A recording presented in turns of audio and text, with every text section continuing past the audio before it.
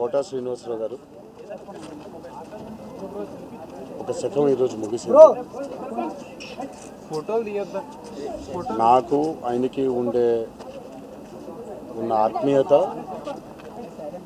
ఎన్నో సందర్భాల్లో ఎన్నో చిత్రాల్లో ఆయనతో పనిచేసే అవకాశం నాకు దక్కడంతో మా అనుబంధాన్ని అందరికీ వ్యక్తం చేయడం ఒక అదృష్టంగా భావిస్తున్నాను.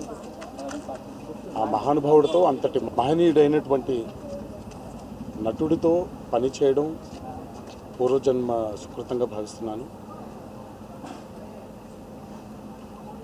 ఈరోజు ఆయన లేకపోవడం తెలుగు ఫిల్మ్ ఇండస్ట్రీకి ఒక తీరని లోటు. వారి కుటుంబానికి నా సానుభూతులు. ఆయన ఎక్కడున్నా ఆయన చల్లని చూపు మనందరి మీద ఉండాలి అని ఆ భగవంతుడిని ప్రార్థిస్తున్నాను.